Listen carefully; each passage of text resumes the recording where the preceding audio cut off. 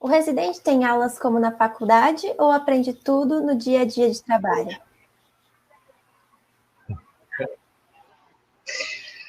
Tem bastante aula, viu? Principalmente agora, nesses momentos de aula online, tem aula quase todo dia. Assim, claro que a prática é o grande potencial de aprendizado, gente. Nada supera a prática. Eu acho que aí, como vocês já ouviram ao longo dos outros dias do evento, a UFSCar colocou a prática para os alunos desde o primeiro ano, né? Então, assim, a prática é o maior potencializador do aprendizado. Porém, a gente tem aula teórica, sim. Funciona mais como seminários do que como aula em si, na neurologia, propriamente dita, né? Discussão de casos e seminários, que cada residente monta um seminário, tem um professor que revisa o seminário antes da apresentação, e aí a gente apresenta e depois os professores, os chefes fazem os comentários pertinentes, né? Mas tem bastante sim.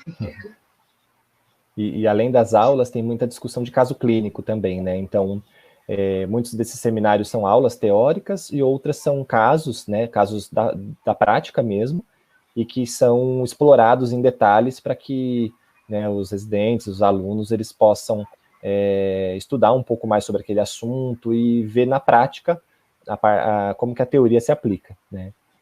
Mas com certeza, né, se a gente fosse transformar isso numa porcentagem, né, acho que daria para a gente dizer tranquilamente, né, que 60%, 70% é prático e 30%, né, dependendo de qual é a residência, o programa, né, 30% teórico. Acho que mais ou menos nesse nível, né, Hendrik?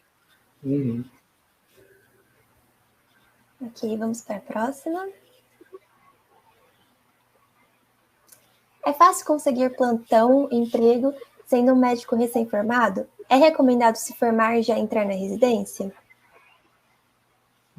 Pergunta capciosa essa, né? A segunda. A primeira, sim, atualmente não é tão difícil conseguir entrar num grupo de plantões, conseguir devagarzinho e aumentando o número de plantões que você consegue dar, né? Mas estamos vivendo um momento que tem muita pessoa, muito médico sendo formado e os locais de trabalho não estão aumentando tanto.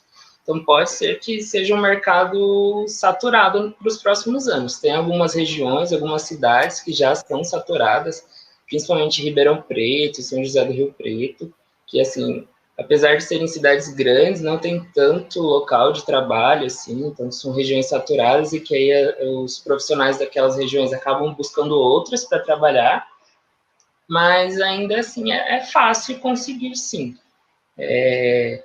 Ao longo da faculdade a gente vai fazendo contatos, a gente vai se envolvendo com alguns serviços, então, em geral, a gente tende a ficar mais próximo a esses serviços, né? Eu, por exemplo, quando me formei, escolhi ficar em São Carlos porque era mais fácil, eu conhecia o sistema de saúde da cidade, eu conseguia saber como lidar ali. Eu não voltei para a minha cidade, eu não sou natural de São Carlos, porque eu não sei como é que funciona muito bem o sistema de saúde de lá, sabe? E aí eu trabalhei na Santa Casa de São Carlos, que é um dos locais que a gente faz internato, ou que fiz internato, né? Então tinha alguns contatos, assim. E ser recomendado se formar e já entrar na residência? Gente, isso depende muito da pessoa, sabe? Depende das suas condições, depende do que você planeja. A residência médica, ela não é uma exigência. Claro que, assim, ela aumenta o seu grau de formação, assim, você se torna um especialista, você convive mais com um determinado tipo de paciente, enfim, com uma grande especialidade ou com uma subespecialidade, né? Mas ela não é obrigatória. Assim que você se forma, você ganha o título de médico. Você é médico e consegue trabalhar como médico generalista. Óbvio, o médico generalista, ele não vai operar, ele não vai trabalhar casos complexos por exemplo, de nefrologia, ele não vai trabalhar com casos complexos de neurologia, de cardiologia, ele vai ter suas limitações dentro das suas competências. Mas não é exigência fazer residência. Se vai fazer logo depois que forma ou não, eu acho que é muito pessoal. Muita gente, assim, vou falar com o pessoal da minha turma, das turmas que estão se formando mais recentemente na UFSCar. Muita gente planejou-se para trabalhar pelo menos um ano, para que assim, quando entrar na residência, tenha um pouco mais de dinheiro para se sustentar só com a bolsa, sabe? Porque, bom, o pai vai deixar de ajudar, ou quer ajudar os pais com alguma coisa, quer pagar a formatura, então, isso varia. Perfeito. Acho que não tem uma receita, né? Não tem, por mais que a gente goste de dar receitas, isso não tem uma receita, né? Cada um tem o seu plano, o seu planejamento. Uma coisa que eu sempre recomendo para todo mundo que me pergunta, né? Em relação a plantão, sempre checar antes o local que você está pretendendo dar plantão, se é um local que tem os recursos mínimos necessários, né? Porque eu já tive, né, vários colegas de profissão que se aventuraram, né, em cidades mais distantes, ou que pagavam à vista, ou, né, enfim, que foram, assim, não enganados, né, mas que se sentiram, assim, ludibriados. Nossa, vou lá, vou dar plantão, lá vai ser bacana. E lá não tinha um mínimo de medicamento para você poder tirar o paciente de uma urgência, de uma emergência, né, eles viram pacientes tendo algumas complicações graves e eles não tendo recursos para poder prestar o primeiro atendimento, tá? Então, acho que isso é uma mensagem importante. Sim, todo médico generalista, na hora que termina a graduação, ele pode trabalhar, vai trabalhar na maior parte das vezes, tá? Mas sempre cheque o local, sempre veja o local que vocês vão trabalhar. Não só do ponto de vista técnico, como comentei, né? Mas eu tive uma experiência, por exemplo, né, que meu primeiro plantão foi num shopping,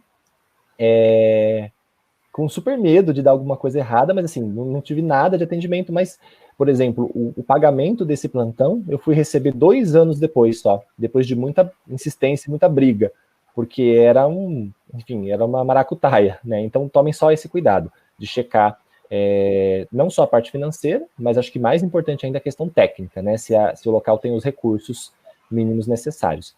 E em relação à residência, assim, eu acho que hoje, infelizmente, né, a gente está vendo até grandes escolas de medicina em que o sextonista ele termina a graduação e ele ainda não está maduro o suficiente para trabalhar, né?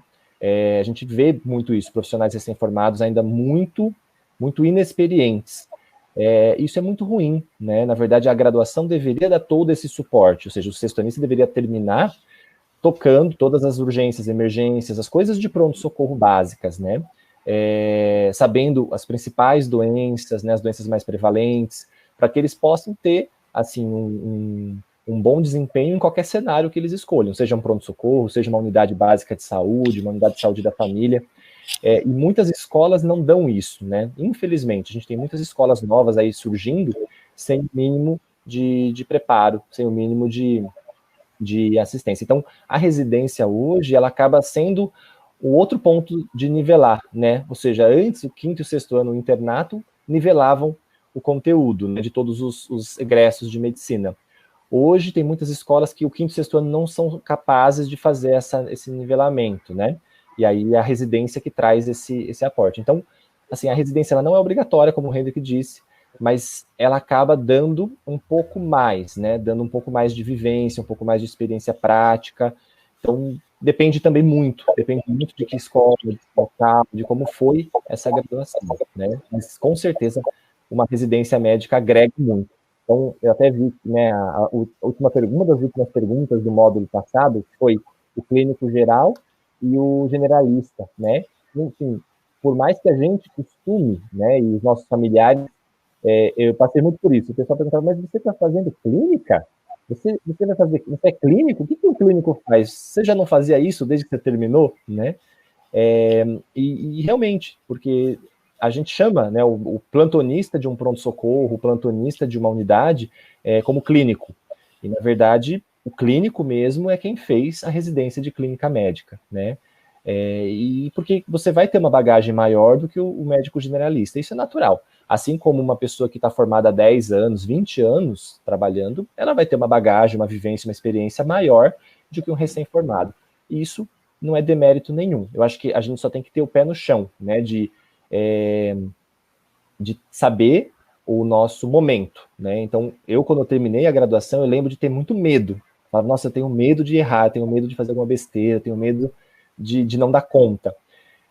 Claro que não pode ser um medo paralisante, né, de você não fazer mais nada porque eu tenho medo, mas eu acho que ter um pouco de medo é saudável e é seguro, porque isso faz com que você divida as dúvidas, né, que você discuta os casos com as pessoas que trabalham no mesmo cenário que você peça ajuda, né, não tenha vergonha de dizer, puxa, olha, eu estou em dúvida, não sei o que fazer, olha, eu sou recém-formado, puxa, faz muito tempo que eu não passo um acesso, faz muito tempo que eu não intubo um paciente, você pode vir aqui me ajudar, você pode me dar uma força. Eu acho que ter humildade, né, e saber o seu momento é muito importante, porque tem muito recém-formado que sai falando, agora eu sou médico, agora eu posso tudo, sei tudo, e na verdade, quanto mais tempo a gente fica na medicina, mais a gente vê que a gente não sabe, né, que dia a dia, todo dia a gente vai se deparar com um caso difícil, um caso diferente, e que a gente vai falar, nossa, meu Deus, eu não sei, eu sei por onde começar, mas eu não sei até onde eu vou, eu preciso estudar, preciso sentar, estudar, preciso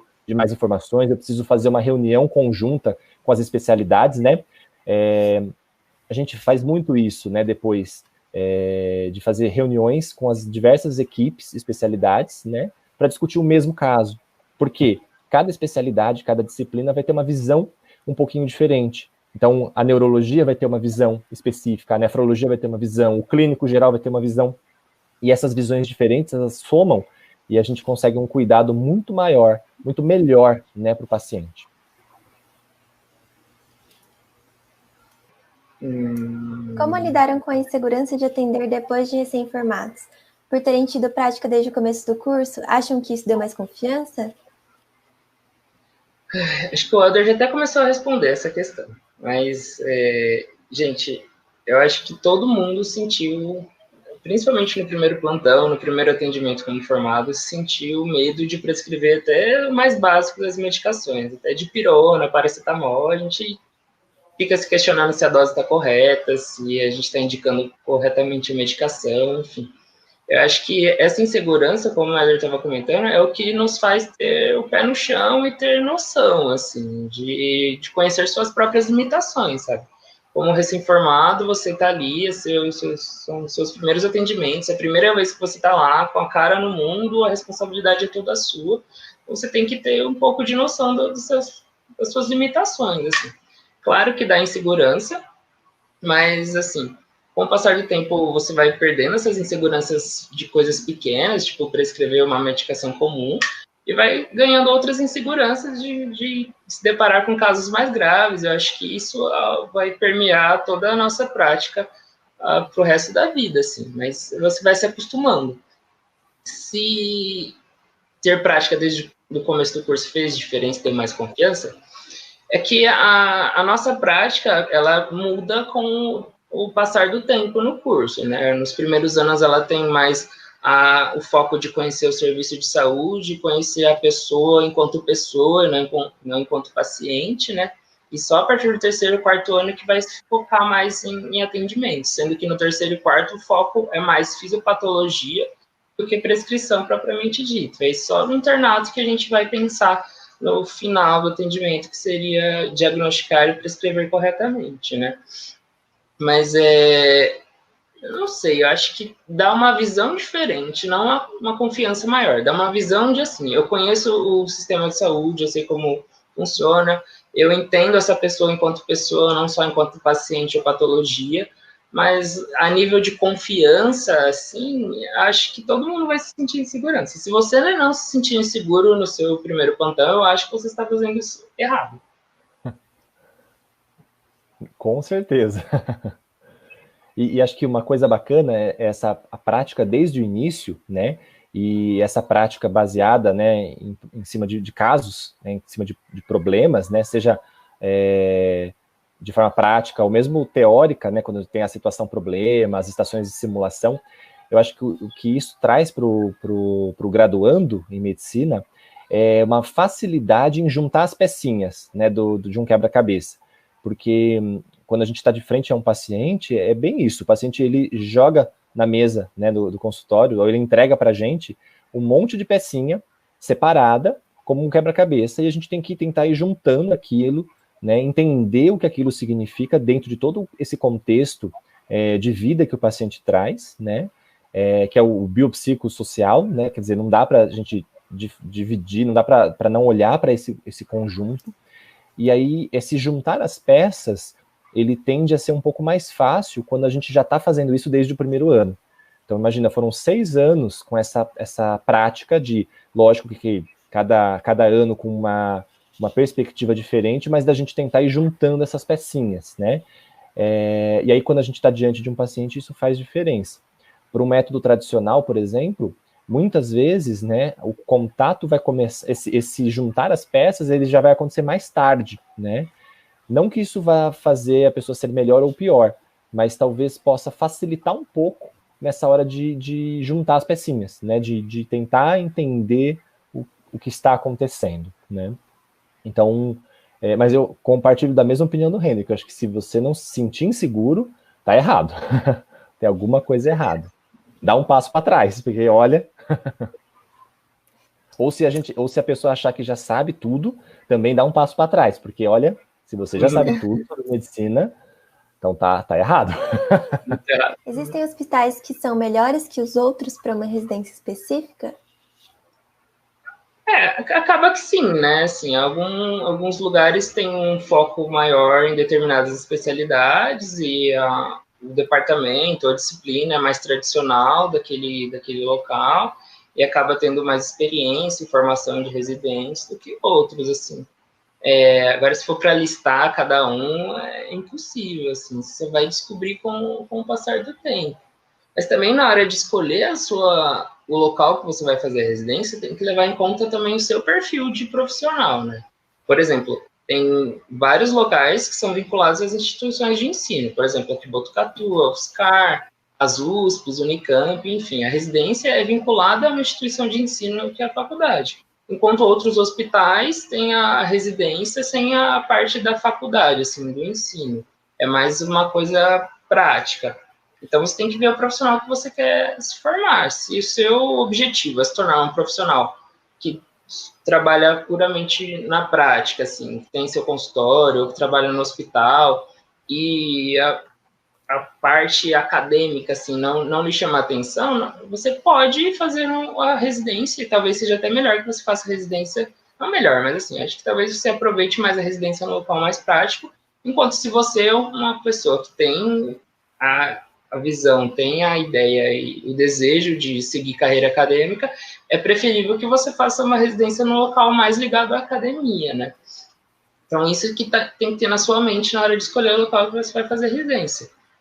Como o Helder já fez, eu pretendo seguir carreira mais acadêmica, então estar aqui em Botucatu, para mim, é mais adequado do que estar no serviço que não tenha vínculo à academia.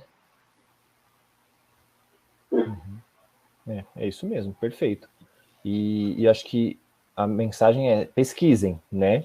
Então, uma vez que vocês já têm mais ou menos definido a área que vocês pretendem seguir, pesquisem, conversem, vejam como que é o esquema, né? Porque isso é muito importante. Geralmente as instituições escola, né? Elas sempre vão ter a prática atrelada à teoria, né? Assim, a parte mais acadêmica, né? O academicismo. Os outros hospitais, eles podem ou não ter. Geralmente a carga teórica tende a ser menor, né? A proporção entre prática e teoria é um pouco menor. Tem hospitais, a pessoa usa até o termo, né? Até um termo pejorativo, mas tem hospitais que são tocação de serviço, outros são mais acadêmicos. Assim, é muito variável. Então, pesquisem, vejam dentro da área que vocês pretendem prestar a prova de residência, quais são as principais instituições, né? Dentro das provas de residência, tem as provas, por exemplo, SUS, né? SUS São Paulo, que aí tem uma gama de hospitais. Então, vejam quais são, dentro desses hospitais, quais são os hospitais que realmente oferecem essa especialidade que eu estou buscando e de que maneira isso é oferecido, né? Qual que é a proporção, qual que é a carga teórica, enfim, qual que é o plano de ensino dessas instituições, para vocês poderem prestar, né, e fazerem a residência valer a pena, tá? Porque, igual já foi falado, não é obrigatório. Então, também fazer uma residência, ou seja, são 2 anos, 3 anos, 4 anos, 5 anos, dependendo da especialidade que vocês vão escolher, recebendo a bolsa, que é um valor menor do que vocês ganhariam trabalhando, né? para não ser bem aproveitado, né, ou para assim, não ter um grande aprendizado, eu acho muito complicado. Então, pesquisem, vejam, né, os locais que realmente vale a pena vocês seguirem, né, nessa aventura. Outra coisa que tem que levar em conta também é, assim, se o hospital é porta aberta, porta fechada, então isso é uma coisa que vocês vão aprendendo. Assim, se tem estágios em locais de porta aberta, se é só local de porta fechada, vocês vão descobrindo com o tempo. Tem a próxima aí já. A próxima. Qual a diferença entre residência e especialização? Posso fazer especialização sem residência?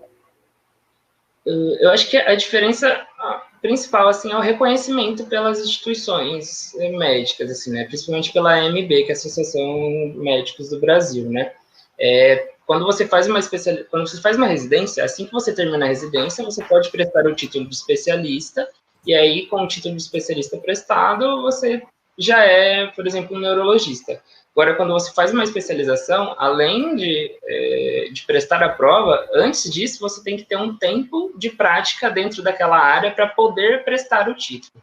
Por exemplo, 5 anos de prática em neurologia para ir, não relacionada à residência, no caso, para ir poder prestar o título. E a residência pula esse caminho, digamos assim.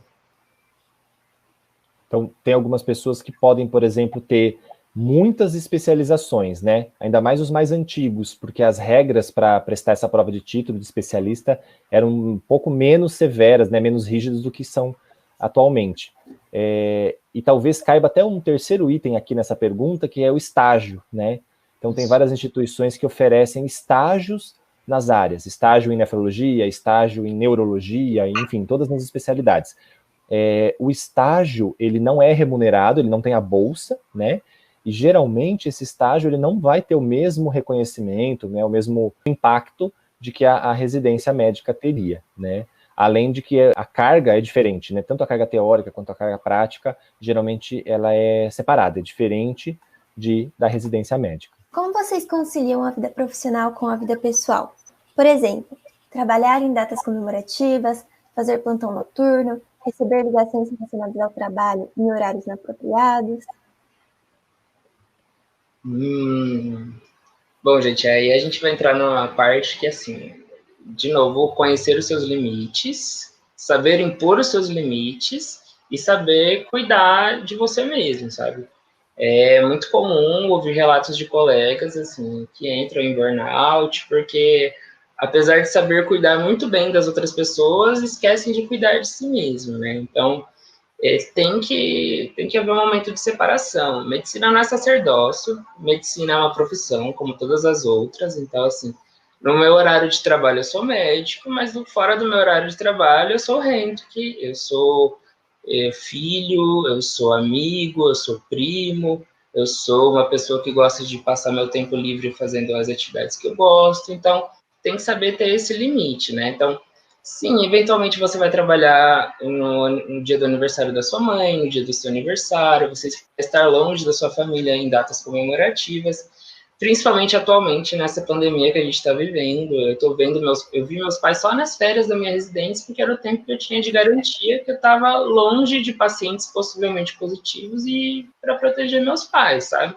Então, a gente acaba tendo algumas, vamos dizer assim, perdas em função das cargas horárias, principalmente no período de formação, na faculdade, na residência, porque, assim, é uma carga horária muito grande e que você não tem tanta maleabilidade para criar os seus horários, né? Diferente, assim, quando você por exemplo, se você montar seu próprio consultório, que aí você vai definir seus horários. Quando você começar a trabalhar no hospital com um horário comercial, enfim. Fazer plantão noturno. No começo, quando eu me formei, eu tinha muita resistência a fazer plantão noturno. Eu achava que ia ser muito difícil. Depois, o primeiro foi ficando mais fácil. Apesar de eu ter um pé frio e nunca dormir nos plantões, foi ficando mais fácil, menos traumático, assim. Na residência não tem escolha, tem plantão noturno, não adianta chorar, não adianta bater os pés, porque vai ter. Mas a gente acaba fazendo, você tem que saber também seus limites, né? Eu nunca fiz mais que 2 plantões noturnos na mesma semana, por exemplo, porque assim, muda toda a sua rotina, você vai dormir, você perde o dia seguinte também, você acaba dormindo o dia seguinte quase todo, então tem que saber definir seus limites. E receber ligações relacionadas ao trabalho em horários inapropriados, gente, o melhor jeito disso é não passar seu telefone. Então, assim, se você tem um telefone profissional, é aquele contato que você vai deixar, é um contato que funciona em horário profissional. Agora, receber ligações do seu telefone pessoal, é só alguém descobriu ou você passou. Assim. Na residência, a gente acaba ficando meio que 24 horas ligado no hospital, né? Não tem jeito, porque tá todo mundo ali, tem sempre alguém de plantão, tem sempre alguém com dúvida, ou do paciente que você está seguindo na enfermaria, ou dúvida prática, teórica, então qualquer coisa. Então você acaba olhando o grupo o tempo todo, não o tempo todo, mas com muita frequência e acaba estando presente ali com os colegas, mesmo não estando no hospital. Mas também você tem o direito de, bom, eu não estou no hospital, eu não preciso responder, né? Então, é saber se respeitar. E mesmo para todo mundo que está assistindo aí, que está no período de vestibular, saibam se respeitar também. A gente está vivendo um momento que, assim, é uma crise sanitária, de saúde, econômica, política, ambiental. Então, a gente tem que saber se cuidar nesse momento, porque a gente vai acabar adoecendo. Se já não adoeceu, né? Então, saibam respeitar seus limites. Nossa, perfeito. Falou lindamente, né? E assim, é muito difícil mesmo, é uma linha muito tênue, né, essa distinção, porque depois, né, que a gente vai terminando, então assim, a residência tem muito essa característica, você tá ali, né, você não consegue se desligar totalmente. Só que depois que a gente termina a residência, depende também muito qual que é o caminho que a gente vai trilhar. Conforme a gente assume alguns cargos de administração, né, então, puxa, sou o supervisor de alguma coisa, sou o coordenador de alguma área, né, sou o responsável técnico por um setor. Quanto mais, assim, cargos você vai somando, mais difícil é você se desligar totalmente, né, porque aí você responde por aquela área, responde por aquele setor, tem uma equipe que você é o responsável por ela, então fica mais difícil você se desligar completamente.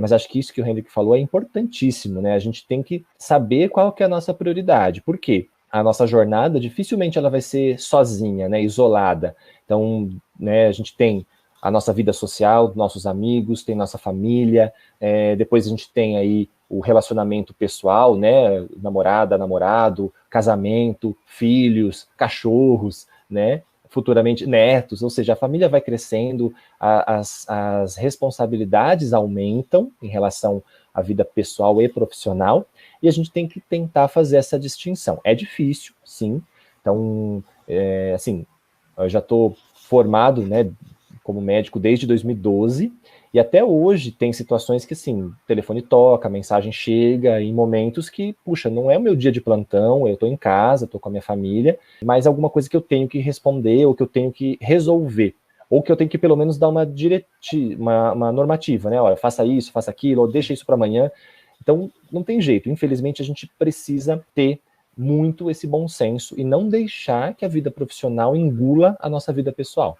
Então, isso depende muito da gente, tá? A gente tem que saber o nosso limite. Então, acho que essa é a grande frase. A gente vai ter esses momentos, não tem jeito, né?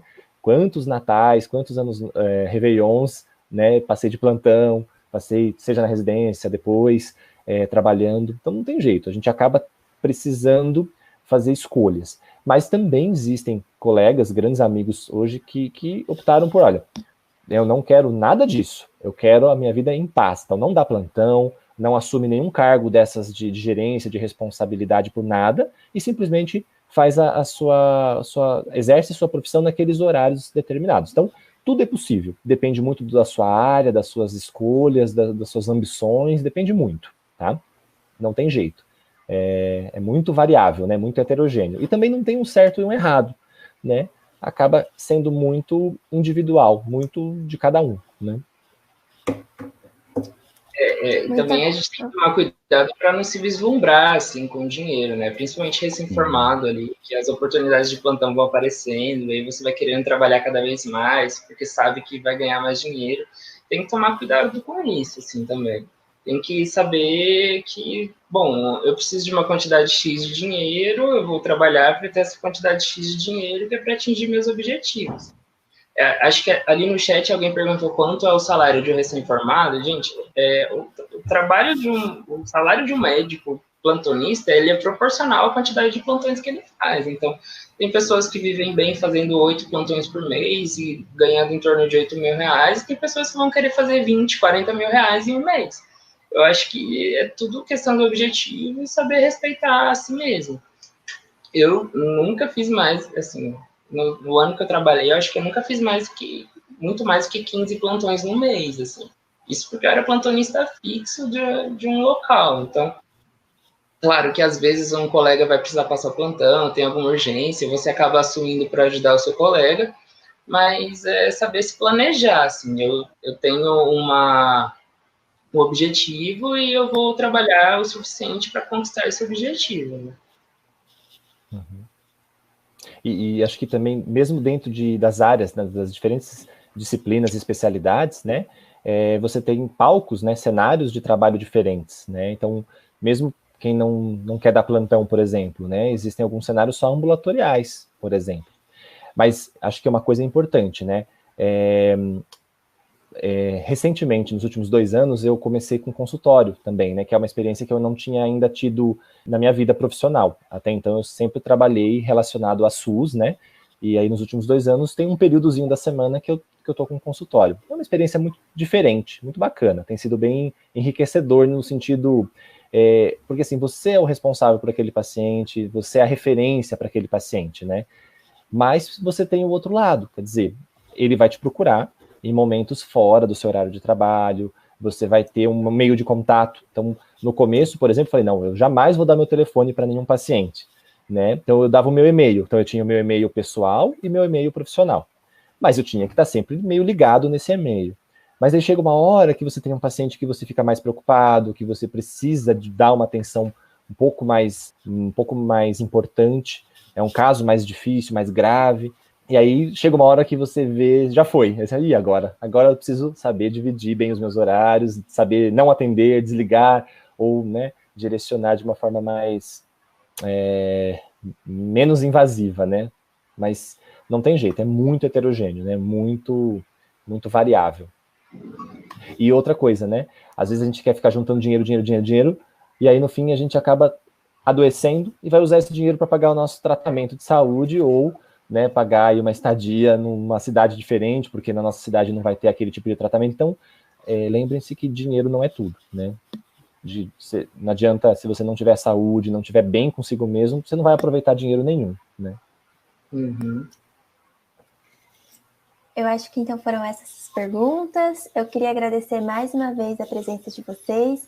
Essa conversa eu tenho certeza que inspirou muita gente, foi muito construtiva, tanto para o pessoal que quer entrar na medicina, quanto para a gente que está assistindo aqui, olhando vocês, nos inspirando em vocês. Então, de coração, muito obrigada e espero que a gente tenha a oportunidade de conversar mais vezes. Com certeza. Eu agradeço bastante o convite, né, da comissão organizadora, a atenção de todos vocês aí num domingo à noite, né, o pessoal que está aí com a gente. Fico à disposição, então depois posso deixar aqui meu contato, meu e-mail para quem tiver mais dúvidas, mais perguntas, fico à disposição. E, claro, né, para quem está entrando agora na medicina UFSCar, para quem está aí no internato, né, para quem está entrando em residência, deixar também as portas aí da nefrologia Unesp abertas para quem quiser fazer um estágio, quem quiser conhecer o serviço, fica sempre, como o Henrique falou, né, isso é uma coisa muito bacana, pelo menos na Unesp, que é onde eu conheço mais, o Henrique também agora está conhecendo mais, falar em UFSCar lá dentro, o pessoal já abre um sorriso, que bacana, nossa, o pessoal da UFSCar, muito legal. Então, eu acho que a UFSCar conquistou já o coração da Unesp e conquistou o coração de outras instituições também. Então, quanto a isso, fiquem bem tranquilos, né? As portas vão estar sempre abertas.